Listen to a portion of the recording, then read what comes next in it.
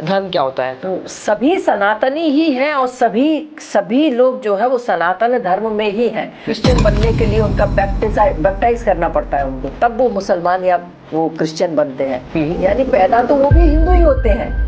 Hindu is undo, undoing everything is Hindu. Who is सनातनी? जो भी व्यक्ति अपने स्वार्थ से ऊपर उठ के सभी का भला चाहता है वो एक सनातनी है। बाकी किसी झगड़े में पड़ना ही नहीं चाहिए। सनातन धर्म में यूँ तो बहुत सारे धाम हैं, बहुत सारे अपने मंदिर हैं, बहुत सारे शक्तिपीठ हैं अपने। तो मैं चाहता हूँ कुछ चीज़ें आप इनके बारे में बताएं और कितने हैं वो आप बताएं। सबसे बढ़िया बात तो ये, सबसे पहली बात तो ये कि हमारे यहाँ का कण कण ही शंकर है। बिल्कुल। रीबर्थ, हाँ, पुनर्जन्म हमारे धर्म में इसको जगह दी गई है। इसके बारे में क्या कहेंगे? हमने जो कर्म किया है जरूरी नहीं है कि उस कर्म का फल आज अभी यही के यही मिल जाए, है ना। तो किसी किसी कर्म का फल कुछ समय के बाद मिलता है।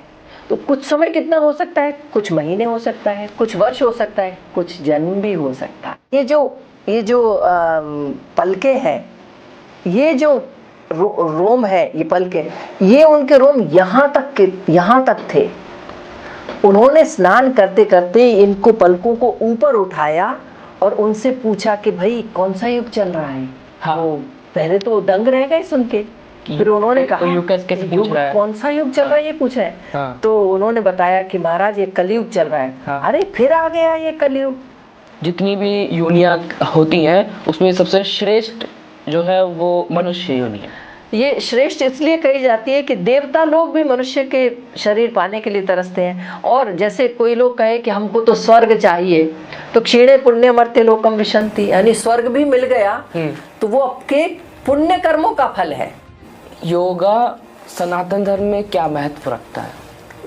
योग जो है वो चित्त शुद्धि का साधन है और चित्त शुद्धि के बाद ही ईश्वर की प्राप्ति होती है।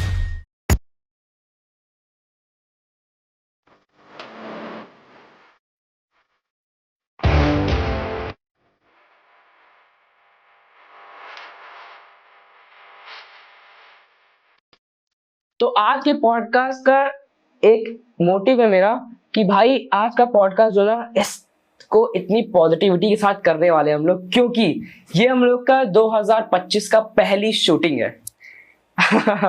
मैम बहुत एक्साइटेड लग रही है, मैं भी बहुत एक्साइटेड हूँ। और आज का जो पॉडकास्ट बहुत ज्यादा स्पेशल होने वाला है। आज के जो गेस्ट है उनको भी किसी भी इंट्रोडक्शन की जरूरत नहीं है, बहुत इंटरेस्टिंग आज का पॉडकास्ट रहने वाला है। आज के हमारे स्पेशल गेस्ट जो हमें बताने वाले हैं योगा के बारे में, सनातन धर्म के बारे में, और योग कहते हैं या योगा कहते हैं वो भी हम मैम से पूछने वाले हैं। और कई सारी यूनिवर्सिटीज में मैम ने योगा को पढ़ाया है, प्रोफेसर रह चुकी हैं। तो आइए जल्दी से हम लोग आज मैम से इंट्रोडक्शन कराते हैं। हमारे साथ जिंजिका स्टूडियो में मैम है डॉक्टर रजनी प्रधान सनातनी जी। कैसी हैं मैम? बहुत बढ़िया, वेलकम। सबसे पहले तो नमस्ते, जय सिया राम। जय सिया राम। तो इतना सारा बोलने की जगह मैं तो सिर्फ इतना ही बोलना चाहूंगी कि मैं योग शास्त्र, वेदांत, संस्कृत, भारतीय संस्कृति की एक शिक्षार्थी विद्यार्थी हूँ। और जब बच्चों को अच्छे अच्छे काम करते देखते हैं तो बहुत आनंद आता है। और आपने बुलाया इसके लिए बहुत बहुत धन्यवाद। हमें तो बहुत अच्छा लगा यहाँ। Most welcome, most welcome. Ma'am सबसे पहले ना हम लोग चाहते हैं कि थोड़ा सा हम लोग योगा से शुरू करते हैं आज, ठीक है? बिल्कुल बिल्कुल जरूर। और उससे पहले मैं चाहता हूँ कि आपने अभी हम लोगों ने यहाँ पे हनुमान चालीसा पढ़ी थी। हाँ। उसका थोड़ा सा महत्व, आप जैसे आप उसके बारे में ज्यादा जानती हैं, थोड़ा सा उसका महत्व मुझे बताइए। ज्यादा जानते हैं या नहीं ये तो नहीं पता, लेकिन महत्व थोड़ा सा इतना मालूम है कि जब भी हम कोई भी काम आरंभ करते हैं तो सबसे पहले अपने ईश्वर का, अपने आराध्य, अपने इष्ट देवता देवी या जो भी भगवान गुरुदेव जो भी हैं उनको याद करके ही हम अपना कोई भी शुभ काम आरंभ करते हैं। तो उन्होंने बोला क्योंकि ये शूटिंग शुरू होने के पहले हमने हनुमान चालीसा का पाठ किया और अपने गुरुदेव भगवान को याद किया। तो कोई भी काम शुरू करने के पहले अपने गुरुदेव को और अपने भगवान को याद करना चाहिए, यही इसका महत्व है। आप देखते होंगे कि जब भी कोई योग शास्त्र या अन्य किसी भी भारतीय संस्कृति से, भारतीय सनातन ज्ञान परंपरा से रिलेटेड कोई भी क्लास, कोई भी सेशन शुरू होता है तो सहना भवतु सहनौ भुनक्तु, या तो इस मंत्र का पाठ करते हैं, या फिर सर्वे भवन्तु सुखिनः, या फिर किसी भी मंत्र का, श्लोक का, किसी न किसी प्रार्थना का पाठ किया जाता है। उसका कारण यही है, सबसे पहले तो हम एक पॉजिटिविटी का निर्माण करते हैं अपने अपने चारों तरफ, और उससे भी ज्यादा ये क्या काम करता है कि कोई कहीं से आया है, कोई कहीं से आया है, और आते ही एकदम से क्लास शुरू हो गई तो ये तो कोचिंग की क्लास जैसा हो जाएगा। उससे अच्छा है सबसे पहले हम सब लोग मिलके we come on the same level, same wavelength. तो वो मंत्रोच्चार का या किसी भी प्रार्थना करने का यही मकसद होता है कि हम we are on the same page the moment we have chanted the prayer.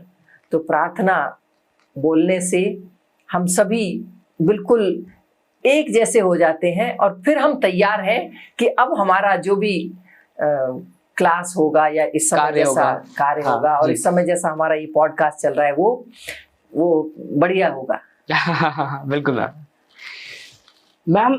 एक सवाल जो है ना वो ऑडियंस से मेरे पास आया है जी। हमारे इंटरनेट, हमने सोशल मीडिया पे बोला था कि आज हम ऐसा सनातन धर्म पे और योगा पे एक पॉडकास्ट करने जा रहे हैं, तो उसमें आप लोग अगर कुछ चाहते हैं पूछना, तो आप लोग कुछ जानना चाहते हैं तो बता सकते हैं। एक मेरा सवाल है, सनातनी कौन है? सनातनी कौन है? चलिए, सनातनी कौन है से पहले सनातन धर्म क्या है जी, है ना, इसके लिए हम इसी नाम की एक पुस्तक है, सनातन धर्म क्या है। ये पुस्तक है परम पूज्य प्रातः स्मरणीय श्री बागेश्वर धाम सरकार जी की ये पुस्तक है। उन्होंने सनातन धर्म क्या है ये पुस्तक लिखी है उन बच्चों के लिए और बड़ों के लिए भी, बिल्कुल जरूरी नहीं कि बच्चे ही, उन लोगों के लिए जो जानना चाहते हैं कि आजकल सभी लोग सनातन धर्म बहुत चर्चा चलती है, लेकिन जब हमारे बच्चों से पूछा जाए कि भाई आपस में अगर बच्चे बात कर रहे हों तो कोई पूछ ले कि भाई सनातन धर्म है क्या, ये तो बताओ, तो इसकी परिभाषाएं तो बहुत सारी हैं। मैं एक दो परिभाषाएं या फिर एक दो लोगों का पढ़ के बताना चाहती हूँ। बहुत ही बढ़िया तरीके से परम पूज्य जगत गुरु रामानंदाचार्य स्वामी श्री रामभद्राचार्य जी महाराज जो तुलसी पीठाधीश्वर हैं, उन्होंने बोला है, सनातन परमात्मा ने सनातन जीवों के सनातन दुखों की सनातन निवृत्ति के लिए जिन सनातन उपायों का निर्देश किया है, उन्हीं के सनातन संग्रह का नाम है सनातन धर्म। और दरअसल ये जो शब्द है Sanatan Dharma, it's a combination of two words, सनातन और धर्म दो।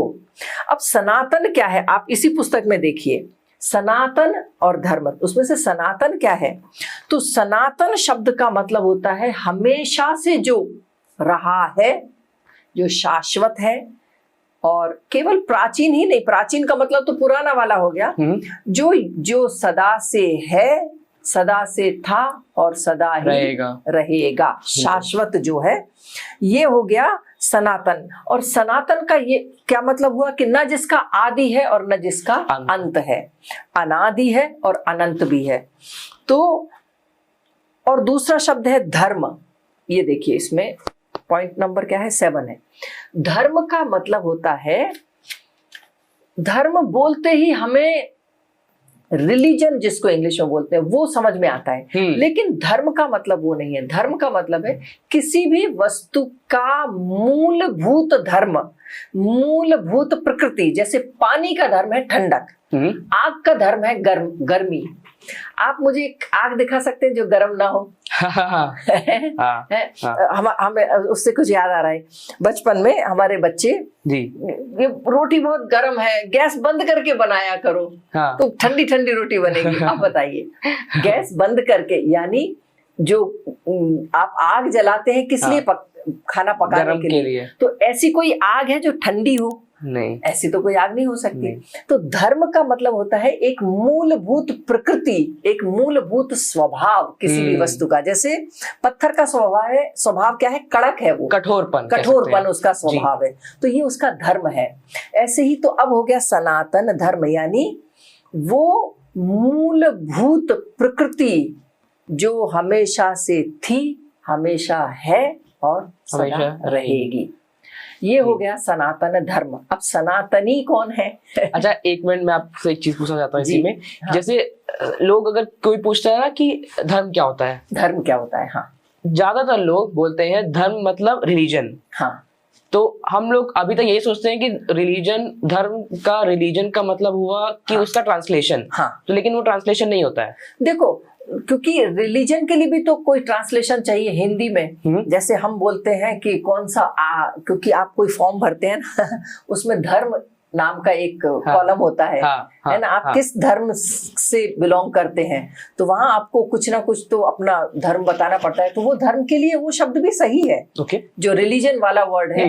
लेकिन जब हम सनातन धर्म कहें तो दरअसल सभी सनातनी ही हैं और सभी लोग जो है वो सनातन धर्म में ही हैं। देखिए, एक मुस्लिम बनने के लिए, क्रिश्चियन बनने के लिए उनका बैप्टाइज करना पड़ता है उनको, तब वो मुसलमान या वो क्रिश्चियन बनते हैं। यानी पैदा तो वो भी हिंदू ही होते हैं। जो सनातन धर्म यानी हिंदू धर्म एक किसी ने बहुत बढ़िया उसका एक्सप्लेनेशन इंग्लिश में दिया है जी। Hindu is undo, undoing everything is Hindu. मतलब हम अपने ऊपर जो लाद लेते हैं कि मैं काला हूं, मैं गोरा हूं, मैं यहाँ का हूं, मैं वहां का हूं, ये सबको अंडू कर दो तो you are a Hindu. Undoing is Hinduing, is being a Hindu.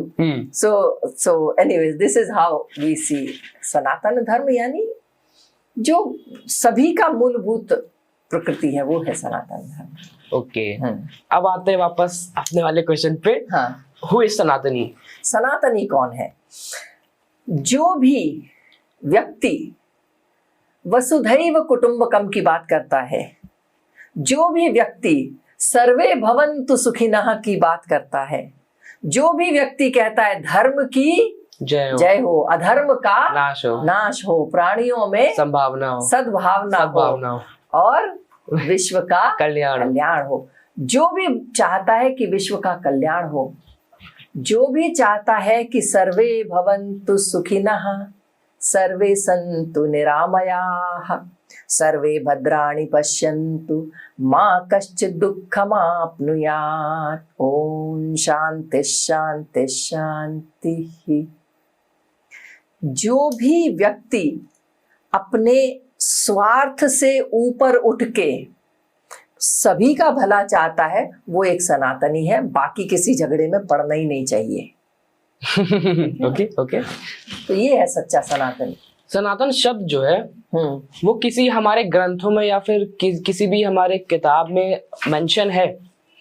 सनातन शब्द, शाश्वत शब्द, ये अनंत, अनादि, ये सारे शब्द खूब आते हैं, खूब शास्त्रों में आते हैं, खूब कई जगहों पे आते हैं। हाँ, बिल्कुल आते हैं। तो मैम, मैं ये पूछना चाहता हूँ आपसे कि सनातन धर्म में यूं तो बहुत सारे धाम हैं, बहुत सारे अपने मंदिर हैं, बहुत सारे शक्तिपीठ हैं अपने, तो मैं चाहता हूँ कुछ चीजें आप उनके बारे में बताएं और कितने हैं वो आप बताएं। देखो, धाम, तीर्थ, मंदिर, सबसे बढ़िया बात तो ये है, सबसे पहली बात तो ये कि हमारे यहाँ का कण कण ही शंकर है। बिल्कुल, है ना। हमारे जितने भी गांव हैं, नगर हैं, वो सभी एक तरह से तीर्थ ही हैं। क्यों? क्योंकि वहाँ के हर गली में नहीं तो कुछ गलियां छोड़ के कहीं ना कहीं हनुमान जी के मंदिर तो आपको बहुत मिलेंगे, गांव में और शहर में और हर जगह में, हर थाने में आपको मिलेंगे हनुमान जी के मंदिर। तो उस तरह से देखें तो हमारे यहाँ का तो हर नगर, हर गांव तीर्थ ही है। लेकिन मुख्य रूप से अगर देखें तो धाम जो है वो 4 हैं। बद्रीनाथ धाम, जगन्नाथपुरी धाम, द्वारिका धाम और फिर रामेश्वरम धाम, ये 4 धाम हैं। फिर हैं आपके 12 ज्योतिर्लिंग हैं, 52 शक्तिपीठ हैं, बहुत सारे तीर्थ स्थान है, अयोध्या है, वृंदावन है, पुष्कर है, बागेश्वर धाम है, शबरीमलाई और तिरुपति और प्रयागराज है धामों के राजा तीर्थराज प्रयागराज हैं। तो इस तरह से इतने सारे तीर्थ हैं। और हम तो ये कहेंगे कि हर घर ही एक तीर्थ है, हर घर एक धाम है, क्योंकि हर घर में राम है। बिल्कुल। और जिस घर में राम द्वारे तुम रखवारे, जिस घर में राम है उसके दरवाजे पर रखवारे कौन है? हनुमान जी हैं। तो हर घर ही एक धाम है, हर घर एक तीर्थ है, हर घर एक मंदिर है। क्योंकि आप देखिए हर घर में संध्या के समय ओम जय जगदीश हरे, हर घर में कोई ना कोई, या तो श्री गुरु चरण सरोज रख, कोई ना कोई आरती होती है, किसी के यहाँ चालीसा होता है, किसी के यहाँ कोई मंत्र पाठ होता है। तो हमारा तो पूरे देश का हर घर ही एक धाम है, तीर्थ है, मंदिर है। तो हमारे भारत में ज्योतिर्लिंग है 12 जी, और शक्तिपीठ है 52। ओके। तो 12 ज्योतिर्लिंग ये है: सोमनाथ, मल्लिकार्जुन, महाकालेश्वर, ओंकारेश्वर, केदारेश्वर, भीमाशंकर, विश्वेश्वर यानी विश्वनाथ, त्र्यंबकेश्वर, वैद्यनाथ, नागेश्वर, रामेश्वर और कृष्णेश्वर। फिर शक्तिपीठ है 52, उनमें से कुछ बता देते हैं आपको। हिंगलाज, कश्मीर, जालंधर, वैद्यनाथ, नेपाल, ऐसे बहुत सारे हैं शक्तिपीठ हैं। ज्योतिर्लिंग वो जगह है जहां पर भगवान शंकर की पूजा की जाती है, और शक्तिपीठ वो स्थान है जहां पर देवी शक्ति की पूजा की जाती है जी। उसके पीछे पौराणिक कहानी है, लंबी चौड़ी है वो। हाँ। तो अलग अलग स्थानों पर जहां पर देवी को शक्ति के रूप में पूजा जाता है उनको कहते हैं शक्तिपीठ। ओके। सनातनी होने के अगर मैं 5 लक्षण आपसे पूछूं, हाँ, तो आप क्या बताएंगे? अरे बहुत सारे लक्षण हैं, 5 ही क्यों, बहुत सारे लक्षण हैं। हाँ, अगर मुख्य पूछे तो देखो, सबसे पहले तो माथे पे तिलक होना चाहिए, वो सनातनी है। दूसरा, फिर आपके सिर पे शिखा होनी चाहिए, गले में कंठी हो, हाथ में कलावा हो, और जैसे स्त्रियां तो साड़ी पहनती है या कोई भी भारतीय परिधान पहने, और पुरुषों को धोती पहननी चाहिए, या भारतीय परिधान के हिसाब से अगर रहे तो ज्यादा अच्छा है। नहीं तो फिर तो जो भी है सो ठीक है। ओके ना। हाँ, सनातन धर्म की ब्यूटी के बारे में अगर बात की जाए तो क्या क्या आप बता सकती हैं? सनातन धर्म की सबसे पहली और सबसे बड़ी ब्यूटी तो यही है कि कोई भी सनातनी सबका भला चाहता है, सबका हित हो, सबका भला हो, सभी आगे बढ़े, सभी ईश्वर को प्राप्त करें, क्योंकि उसी के लिए तो हमने ये मनुष्य देह ली है। बड़े भाग मानुष तन पावा, सुर दुर्लभ सद ग्रंथनि गावा। ईश्वर ने हमको मनुष्य देह दी ही इसलिए है कि हम इस देह का सदुपयोग करके ईश्वर की प्राप्ति करें, और जो भी इस बात को मानता है वो सनातनी है। तो सनातन धर्म में गुरुओं का बहुत महत्व है। बिल्कुल, इसके बारे में बताइए। बिन गुरु ज्ञान नहीं मेरे भाई। हाँ, गुरु के बिना ज्ञान संभव नहीं है। और हमारे यहाँ तो गुरु को सबसे बड़ा मानते हैं। एक जन्म हमको देती है हमारी माता, यानी माता पिता हमको जन्म देते हैं, वो इस शरीर को जन्म देते हैं, लेकिन गुरु तो हमें जीवन देता है। और जब हमारे यहाँ तो कहा है, गुरु गोविंद दो खड़े काके लागू पाए, बलिहारी गुरु आपकी जिन गोविंद दियो बताए। अगर हमारे सामने गोविंद आके खड़े होंगे, हमें पता कैसे चलेगा कि ये ईश्वर है, ये भगवान है? ये बात हमें हमारे गुरु ही तो बताते हैं। गुरु के बिना हम कुछ नहीं जान सकते हैं। और तो इसका मतलब क्या हुआ, जो भी हमें कुछ सिखाता है वो हमारा गुरु है। अगर हवा चलने से आपको कुछ सीख मिल गई, अरे ये तो हवा ऐसे चली है और इससे पत्ता उड़ा, तो आपको अगर उससे कुछ सीखने को मिला तो हवा आपकी गुरु हो गई, एटलीस्ट उतने से टाइम के लिए और उतनी बात सिखाने के लिए। तो गुरु का मतलब ये नहीं है कि कोई एक ही होगा, ऐसा भी नहीं है कि 50 होंगे। जो भी आपको सिखाता है वो आपका गुरु है। हाँ, फर्क किसमें है, एक होता है गुरु, एक होता है अध्यापक, एक होता है आचार्य। आचार्य कौन है? जो स्वयं आचरण करे और फिर सिखाए, वो आचार्य है। और गुरु जो गु और रु, ये दो पार्ट है गुरु शब्द के। गु और रु यानी अंधकार और अंधकार को मिटाने वाला, उसको कहते हैं गुरु, जो हमें अंधकार से प्रकाश की ओर ले जाए, उसको कहते हैं गुरु। ये अंधकार क्या है और प्रकाश क्या है?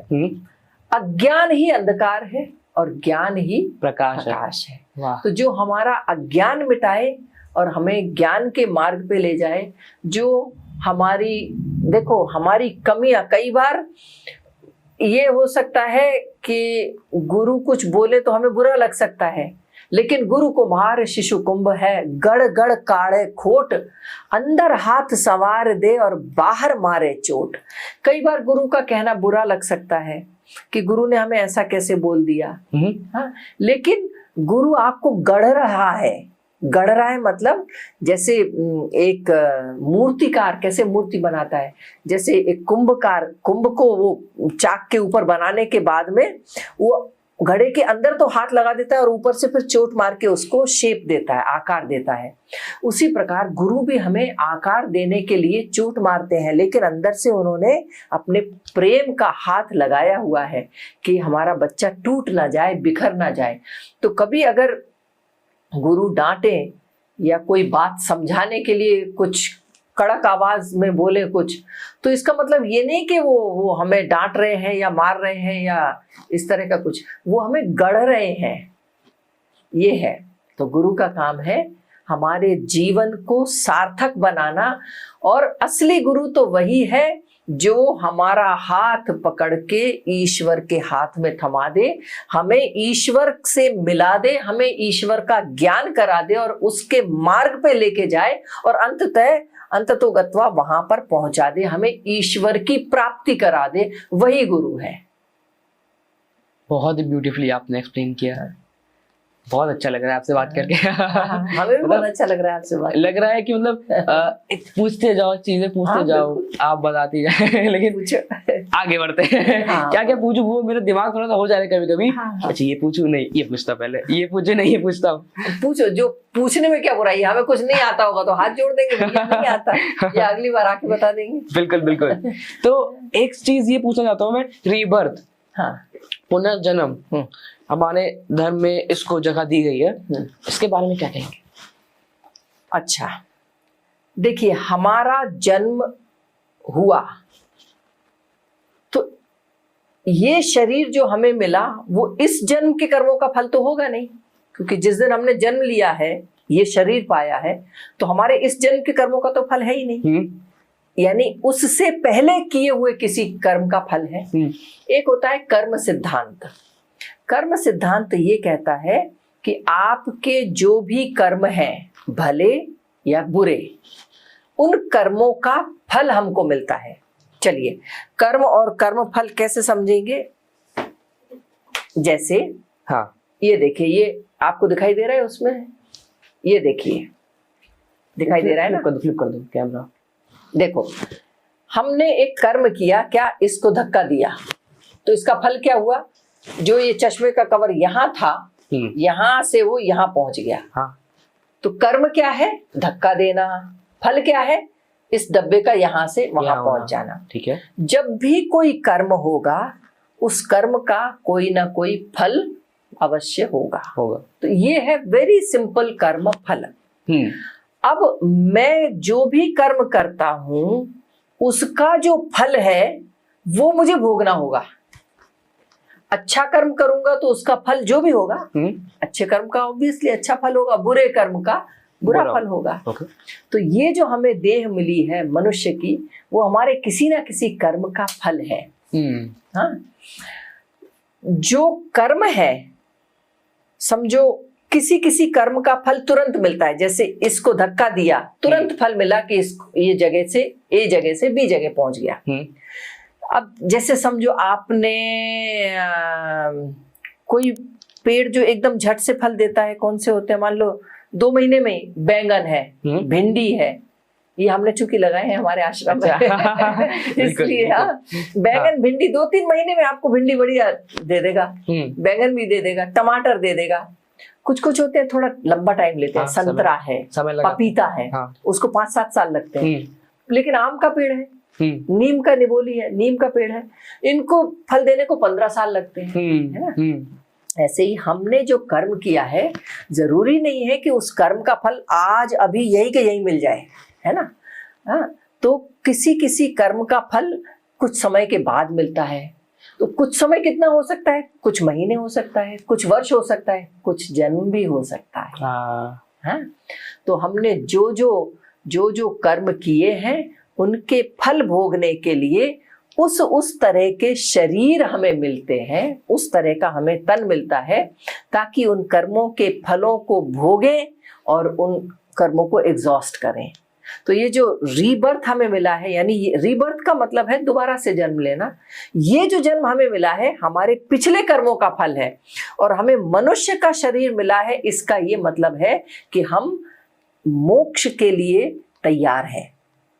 और मनुष्य शरीर पाके मोक्ष साधन नहीं किया तो हमसे बड़ा बेवकूफ कोई भी नहीं है, क्योंकि यही एकमात्र, हमको तो यही मान के चलना चाहिए ना कि यही एकमात्र हमारा जीवन है। इसके बाद पता नहीं कौवा, बिल्ली, कुत्ता, कुछ भी सुअर क्या बनने वाले हैं आगे जाके, नहीं पता, हमें कुछ नहीं पता है। तो इसी जन्म को अंतिम मान के हमारा पूरा पूरा प्रयास ये होना चाहिए, 100% ये प्रयास करना चाहिए।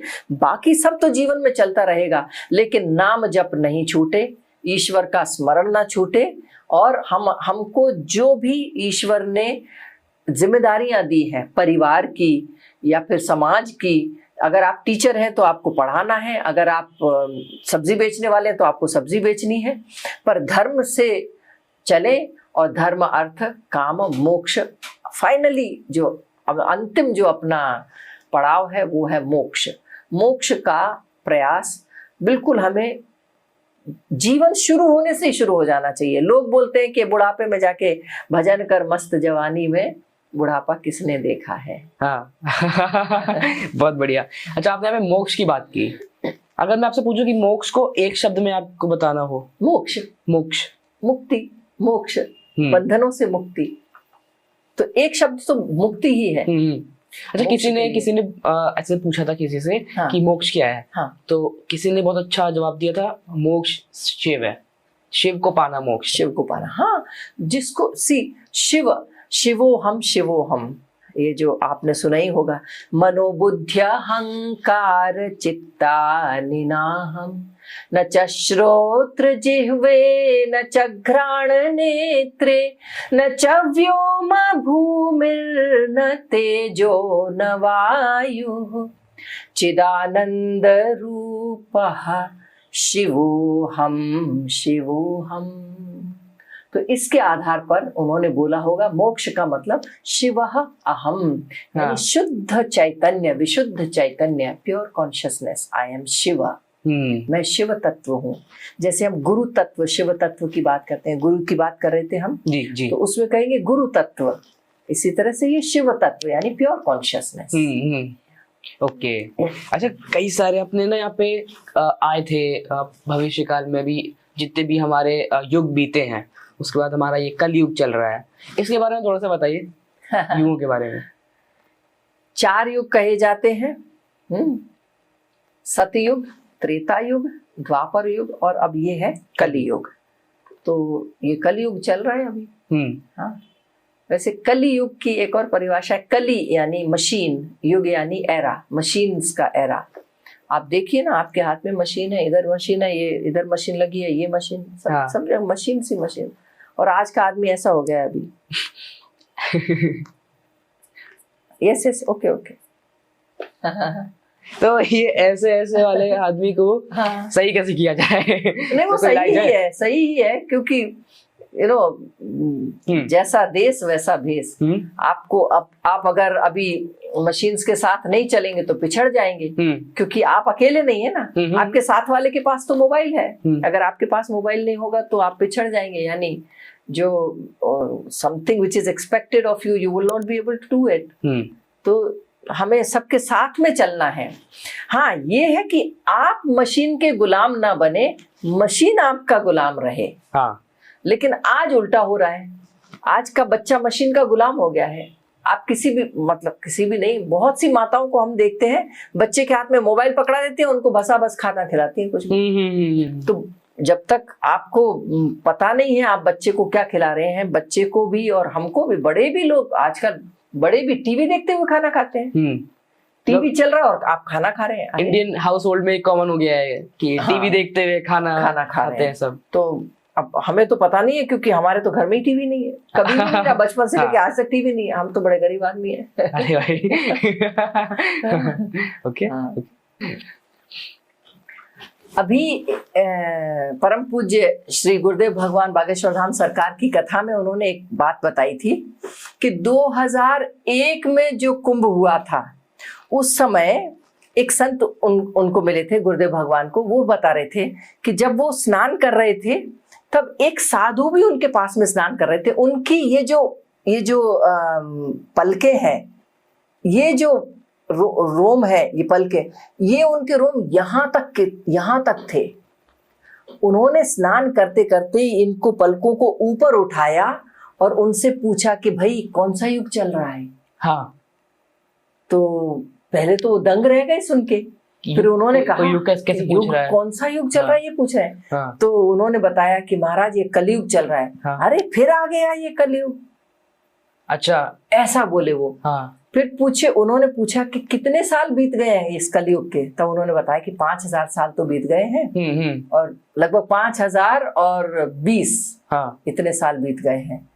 तो उसके बाद में वो उनसे बात करना चाहते थे, लेकिन वो वहां से जो गायब हुए वो दिखाई ही नहीं दिए फिर कभी। तो ऐसे ऐसे युगी महापुरुष, ऐसे ऐसे साधु संत आते हैं यहाँ प्रयागराज के महाकुंभ में। महाकुंभ तो इस बार है, कुंभ में आते हैं, आते हैं स्नान करने के लिए। साइंस और सनातन बहुत पुराना रिश्ता है इसका भैया। साइंस एंड सनातन ये कोई दो अलग अलग चीजें नहीं है। सनातन यानी, अब देखिए, जो कुछ भी हम देख रहे हैं, जो कुछ भी हो रहा है, वो सब कुछ सनातन ही तो है। और साइंस का मतलब है ऑब्जेक्टिव वर्ल्ड, यानी जो आपको दिखाई दे, सुनाई दे, जिसको आप स्पर्श कर सकते हैं। शब्द, स्पर्श, रूप, रस, गंध, ये 5 विषय हैं। इन 5 विषयों को ग्रहण करने के लिए हमारे पास 5 इंद्रियां हैं, है ना। शुरू करें श्रवण इंद्रिय, फिर त्वचा त्वगेंद्रिय, चक्षु इंद्रिय, रसना, और फिर घ्राण इंद्रिय, यानी देख सुनने के लिए, स्पर्श करने के लिए, देखने के लिए, स्वाद लेने के लिए और सूंघने के लिए। हाँ। ठीक है।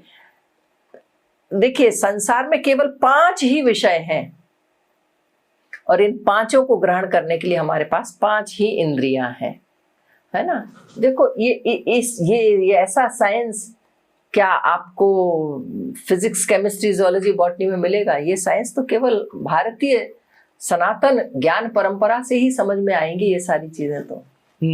तो science is just putting it in words and showing it to you. तो साइंस और सनातन दोनों एक ही चीज के 2 अलग अलग नाम हैं। इसको ऐसा नहीं बोल सकते कि साइंस अलग है और सनातन अलग है। okay. ऐसा कुछ नहीं है। हाँ. सनातन ही साइंस है। हाँ, और साइंस ही सनातन है। बहुत बढ़िया। तो कुंभ का महत्व क्या है? चलिए देखिए, कुंभ होता है 12 साल में एक बार। तो अर्ध कुंभ कितने साल में होगा? अगर 12 साल में कुंभ है तो 6 साल में अर्ध कुंभ होता है। और ऐसे 12 कुंभ जब हो जाते हैं तो एक महाकुंभ होता है। तो 12 को 12 से मल्टीप्लाई करेंगे, कितना हो गया? 144। तो 144 साल के बाद महाकुंभ आता है, जो कि इस समय चल रहा है। हाँ। और हम बहुत भाग्यशाली हैं कि इस महाकुंभ में हम देख पा रहे हैं, संगम में, हाँ, देख पा रहे हैं, और संगम में डुबकी लगाने का मौका हमको मिला है। बिल्कुल।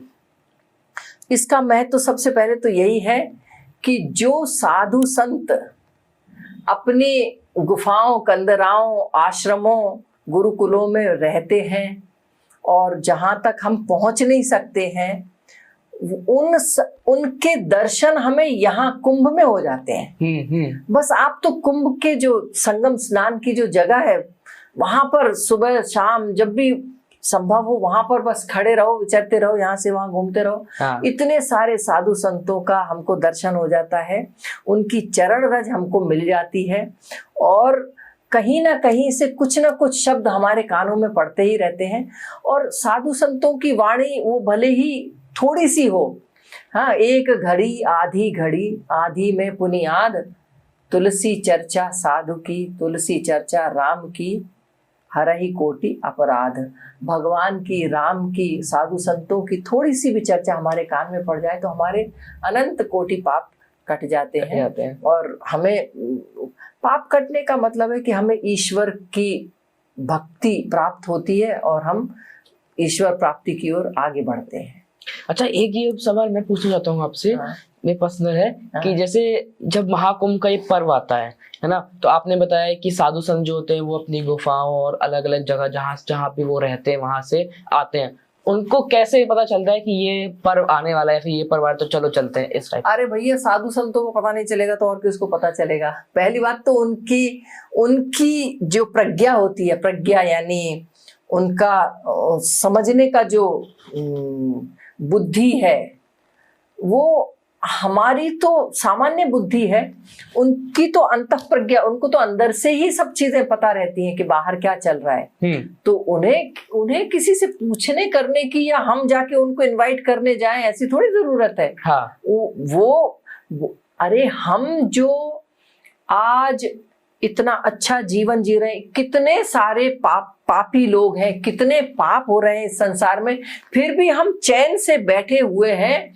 इतने अच्छे से आराम से बात कर रहे हैं। ये इन्हीं साधु संतों के आशीर्वाद, उन्हीं की प्रार्थनाओं का फल है। ये अपनी कंदरा में बैठे बैठे वहीं से हमें आशीर्वाद दे रहे हैं। संसार के हर व्यक्ति के लिए सर्वे भवन्तु सुखिनः, सर्वे में तो हम भी तो आ गए ना। उन्हें थोड़ी किसी इनविटेशन की जरूरत है कि कोई हम उनको डेट बताए कि ये कौन सा ईयर चल रहा है, कौन सा क्या चल, वो तो सब जानते हैं। और जिस स्थान का और जिस तीर्थ का या जिस प्रकार ये कुंभ चल रहा है, जिस चीज का भी महत्व होता है, वहां वो कई सारे तो साधु संत, हम तो योग शास्त्र पढ़ते हैं तो हम तो जानते हैं, और हालांकि हमने देखा नहीं है इस तरह से, बहुत सी चीजें तो थोड़ी थोड़ी दिखाई भी देने लगी हैं। कई सारे साधु संतों के पास तो ऐसी ऐसी सिद्धियां होती है कि वो यहाँ पर अपने कंदरा में बैठे होंगे, आंखें बंद की और बोले कि हमें तो त्रिवेणी संगम पे जाना है, वो यहाँ आके प्रकट हो जाएंगे, अपनी डुबकी लगाएंगे और पता ही नहीं चलेगा कि वो कब कहाँ अंतर्धान हो जाएंगे। अच्छा, ऐसे ऐसे हमारे यहाँ के साधु supernatural powers, and they are not unreal. ऐसे ऊपर की बात नहीं है, दे डू एग्जिस्ट। अभी आप सामने ही देखो ना, जो कितने सारे लोग हैं जो इन सुपरनैचुरल पावर्स, बहुत से तो हमारे समाज में भी दिखाई देती हैं।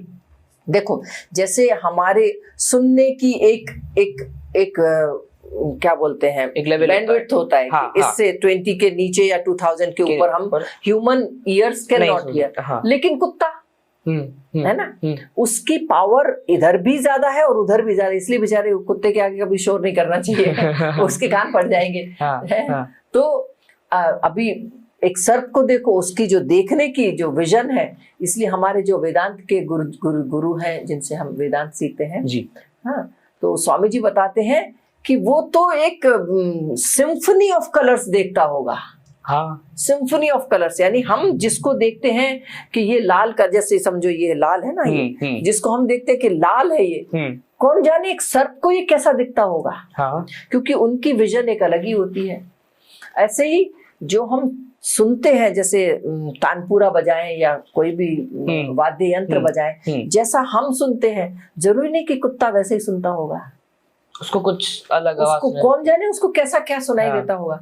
तो सुपरनैचुरल, जैसे जो बाज होता है वो कितनी ऊंचाई से देख लेता है, तो ये दिव्य दृष्टि नहीं है, ये उसकी नॉर्मल दृष्टि है। हमको लगता है ये दिव्य है, क्यों? क्योंकि हम नहीं देख सकते हैं उतना, क्योंकि ह्यूमन की एक लिमिट है।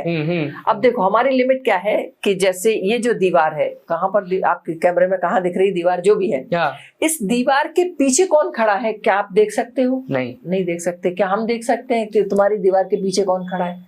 हम भी नहीं देख सकते। तो हम नॉर्मल ह्यूमन बीइंग है, लेकिन यही हमारे परम पूज्य भगवान श्री बागेश्वर धाम सरकार, वो तो जहां भी कहीं भी बैठे हैं, वहीं से बैठे बैठे कहीं का भी कुछ भी कैसा भी देख लेते हैं। वो न्यूयॉर्क के किस कमरे में बैठ के कौन क्या बात कर रहा है वो सब कुछ उनको सुनाई देता है। अभी इस समय हम जो बात कर रहे हैं गुरुजी सब सुन रहे हैं। तो ये चीज जो है थोड़ा सा इसके बारे में जानना चाहता हूँ मैं। हाँ, तो ये उनकी सिद्धि की वजह से हो रहा है। हाँ देखिए, योग शास्त्र बताता है, 3rd चैप्टर ऑफ योग शास्त्र, आप जो लोग भगवान पतंजलि के योग सूत्र पढ़ते हैं, हम तो वही पढ़ाते हैं। तो 3रे चैप्टर में विभूति पाद में बहुत सारी विभूतियां दी हुई हैं। उनमें से एक ये भी है कि जो व्यवधान है, जैसे दीवार है, उसके पार देखने की ताकत नहीं बोलना चाहिए, देखने की पॉसिबिलिटी हमारे पास नहीं है। हम तो वही देख सकते हैं जो हमारी आंख के सामने है। लेकिन एक योगी अपने योग बल से वो सुपरनेचुरल पावर प्राप्त कर सकता है कि वो कहीं का भी कुछ भी किसी भी समय हो वो देख सकता है। तो ऐसा कह सकते हैं कि मतलब जो हमारा योग शास्त्र है उससे हम लोग कई सारी चीजों को हम लोग अपने अंदर कर सकते हैं, मतलब कई सारी चीजों को एक्टिवेट कर सकते हैं, कई सारे सिद्धियों को प्राप्त कर सकते हैं। एग्जैक्टली जैसे हम कान की ही बात लें कि हमारी एक लिमिट होती है ना, कि कितने क्या डीबी डेसिबल्स या डेसिबल नहीं, हाँ हर्ट्ज। तो ये हमारा मिनिमम है और ये हमारा मैक्सिमम है, यानी इतनी लिमिट है 20 से 20,000 के बीच का। ये एक रफ आइडिया है, नॉट एग्जैक्टली 20, नॉट एग्जैक्टली वही है। ये हम सुन सकते हैं as a normal human being. तो योग शास्त्र कहता है कि आप चित्त शुद्धि से और जो योगिक क्रियाएं हैं उससे ये जो लिमिट है इसको इधर भी बढ़ाया जा सकता है और इधर भी बढ़ाया जा सकता है। वो कितना बढ़ा सकते हैं ये तो योगी के अपनी योग साधना के ऊपर डिपेंड करता है। ये ऐसा है। हाँ, तो ये कोई दरअसल ये सुपरनेचुरल, हम नॉर्मल ह्यूमन बीइंग्स हैं, हम इसको सुपरनेचुरल बोलेंगे। लेकिन जिस योगी के पास वो सिद्धि है उनके लिए तो वो नॉर्मल हो गया अभी।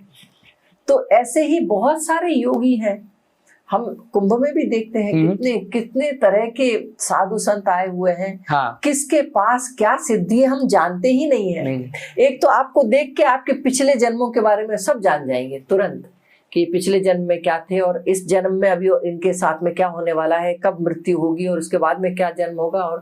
और देखो बहुत सिंपल तो यही हिसाब है कि हमको अपने आगे कौन से जन्म मिलेंगे, जो भी हमारे कर्म फल देने के लिए पक गए हैं वो जन्म हमें मिलेगा। मान लो हमारे अंदर उड़ने की बहुत वासना है कि हमको मुझे उड़ना है, तो बताओ अगले जन्म में क्या बनोगे? पक्षी बनोगे। आपके अंदर तैरने की बहुत इच्छा है तो किसी तरह की कोई मछली बनेंगे। तो वेरी सिंपल, जो भी हमारे कर्म फल देने के लिए तैयार हो गए हैं वैसा हमको शरीर मिलता है अगले जन्म में। ये तो जन्म हो गया। अब इस जन्म में या तो जन्म और मरण के चक्र से मुक्ति पा जाए, मोक्ष पा जाए, और वो ह्यूमन जो ये मनुष्य का शरीर है इसी में इसी शरीर माध्यम खलु धर्म साधनम, इसी शरीर के माध्यम से ही हम इस पुनरपि जननम पुनरपि मरणम के चक्र से बाहर निकल सकते हैं। ह्यूमन यानी मनुष्य शरीर के अलावा कुत्ता बिल्ली के शरीर में ये पॉसिबिलिटी नहीं है। वो भोग योनि है, वो किसी कर्म का फल भोगने के लिए वो शरीर मिला है। तो उसमें हम पुरुषार्थ नहीं कर सकते हैं।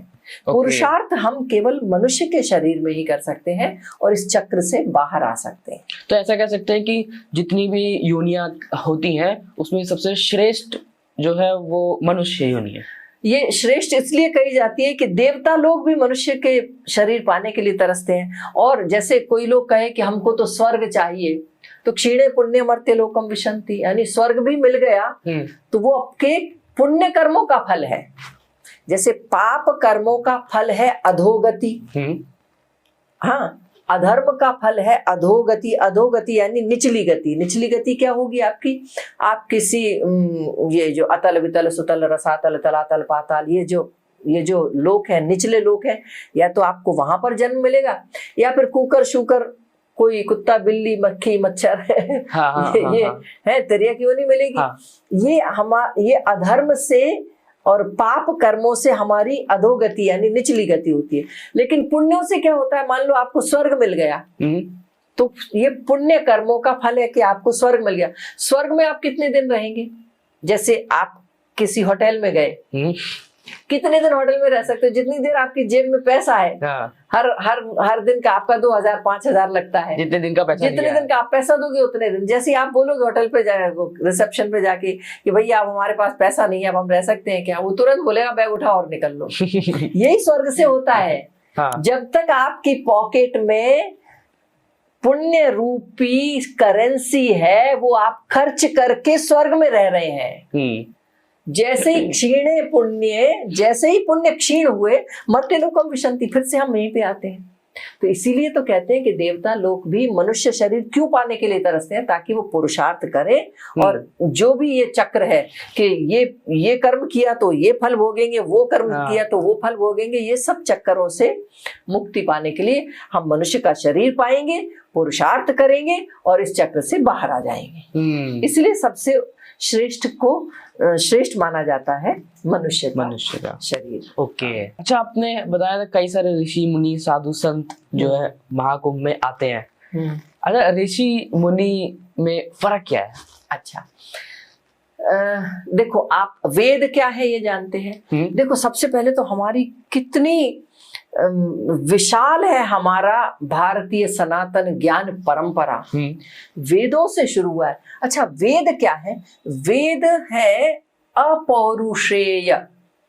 इसका मतलब किसी पुरुष के द्वारा, किसी मनुष्य के द्वारा बनाया हुआ। जैसे हम लोग मान लो अभी हमने कोई कविता बनाया, आप बहुत सुंदर हैं, आप तो बहुत अच्छे लगते हैं, ये हो गई कविता। किसने लिखी? डॉक्टर रजनी प्रधान ने लिखी। आप बोल सकते हो तो इस कविता की रचयिता कौन है? ABC है। लेकिन वेद है, वेदों का कोई रचयिता नहीं है, तो फिर कहां से आ गए? वेद यानी ये वो ज्ञान है जो हमेशा से था और हमेशा रहेगा। तो फिर हमारे सामने कैसे प्रकट हो गए? ऋषि लोग, यहां पर ये शब्द आता है ऋषि, ऋषयः मंत्र दृष्टा रहा। जो ऋषि होते हैं वो मंत्रों के दृष्टा होते हैं। जब अपने ध्यान की गहराइयों में, समझिए कोई साधु संत बैठे हैं। अच्छा, एक एग्जाम्पल देखिए, आप ड्राइव करते हैं, आप ड्राइव करते हैं, आप रेडियो लगाते हैं अपने उसमें 92.7, 97.3, 94.6 है ना? तो आपने 94.6 लगाया तो सो एंड सो रेडियो बोल रहा है और सुनिए ये गाना। 92.5 लगाया तो सो एंड सो स्टेशन बोल रहा है, आप ये सुनिए। ये क्यों होता है? Because that frequency, these 92, 93, these are frequencies of your radio. When you tune into 22, 92 वाला बोलेगा। When you tune into 97, वो 97 वाला बोलेगा। ऐसा नहीं कि 92 लगाए तो 95 वाला बोल रहा है, ऐसा नहीं होता है। ऐसे ही जब कोई साधु संत ही बोलना चाहिए शब्द, अभी तो ऋषि बोलना चाहिए। When they tune into supreme reality, some knowledge is revealed to them. उनको जहां भी उनकी ट्यूनिंग इन हुई है, वो ज्ञान उनको प्राप्त होता है ध्यान की गहराइयों में। और जब वो ध्यान से बाहर आते हैं तो अपने शिष्यों को या अपने परिवार वालों को बताते हैं कि आज तो हमने ये देखा। फिर उसके ऊपर आपस में वो लोग बातचीत करते होंगे, है ना? तो ये जो है अलग अलग, ये समझिए एक ऋषि है, यहां बैठे हुए हैं, उनको एक कुछ तो रेवलेशन हुआ, यानी एक किसी सत्य का साक्षात्कार हुआ। थोड़ी दूर जाइए, एक गुरुकुल है, वहां के एक गुरु हैं। अलग एक आश्रम जाइए, वहां एक आचार्य हैं। अलग अलग लोगों को अलग अलग टाइम पे, हजारों वर्षों तक, समझो सैकड़ों वर्षों तक, थोड़ा थोड़ा कहीं कहीं पे ये पूरा इकट्ठा होगा तो कितना हो जाएगा? विशाल। ये जो पूरा ये जो ज्ञान का भंडार है, इसको कहते हैं वेद। ओके। है। अब देखो, तो ऋषि कौन हुए? ऋषयः मंत्र दष्टारः। इन मंत्रों को जिन्होंने देखा, जिन्होंने इन मंत्रों के दर्शन किए, उनको कहते हैं ऋषि। तो ये वेदों का इतना सारा ज्ञान इकट्ठा हो गया। अब एक टाइम आया कि ये मैनेज होना बहुत मुश्किल हो गया, इतना सारा ज्ञान है, एक आदमी एक लाइफ टाइम में इतना ज्ञान प्राप्त नहीं कर सकता। तो एक टाइम आया जब भगवान वेदव्यास इस धरती पर आए। भगवान वेदव्यास कौन है बताओ? जिन्होंने महाभारत लिखी, जिन्होंने 18 पुराण लिखे, वो है भगवान वेदव्यास। जब उनको कहते हैं विशाल बुद्धि, हाँ, विशाल बुद्धि भगवान वेदव्यास। उन्होंने जब देखा कि ये तो इतना सारा ज्ञान है और ये तो मैनेज नहीं हो रहा है, इसको संभालना होगा, तो उन्होंने इस पूरे वैदिक जो नॉलेज है, पूरा वेदों का ज्ञान है, उसको 4 भागों में बांट दिया है। एक भाग बांट के कुछ शिष्यों को बोला, आप लोग इतने को संभालो और इसको अपना generation to generation pass on करना। दूसरे भाग को दूसरे को दिया, तीसरा भाग तीसरे, चौथे भाग को चौथे सेट ऑफ जो भी पीपल्स, हाँ, सेट ऑफ स्टूडेंट्स को दिया। पहले वाले भाग का नाम क्या है? ऋग्वेद। दूसरे का नाम है यजुर्वेद। तीसरे का नाम क्या है? सामवेद। और चौथा अथर्ववेद। तो ऐसे एक ही वेद को, जिसको ऋग्वेद भी बोल सकते हैं, या एक ही वेद है, उसके फिर हो गए 4 हिस्से। अब 4 हिस्से होने से क्या हुआ? 1/4 हो गया ना काम। अब ये थोड़ी आसानी से कि हाँ भाई ये इतना है, हम अपने शिष्यों को सिखाएंगे, वो अपने शिष्यों को सिखाएंगे, और वो अपने, और ऐसे करके परंपरा चलती जाएगी। तो ये जो परंपरा इसी को गुरु शिष्य परंपरा कहते हैं। इसी को कहते हैं गुरु शिष्य परंपरा, पासिंग ऑफ नॉलेज। हाँ, गुरु से शिष्य को जो नॉलेज पास ऑन होता है और जनरेशन टू जनरेशन चलता जाता है। और ये पहले हमेशा क्या होता था? सुन के मुंह से बोलते, गुरु ने मुंह से बोला, शिष्य ने सुना, फिर शिष्य ने बोला, उनके शिष्य ने सुना। तो ये सुन के ये श्रव्य हुआ करता था पहले, इसलिए इसको कहते हैं श्रुति, है ना। तो ये जो नॉलेज है ये इस तरह से। तो ये हो गए ऋषि। अब मुनि कौन है? जो मनन करते हैं उनको कहते हैं मुनि।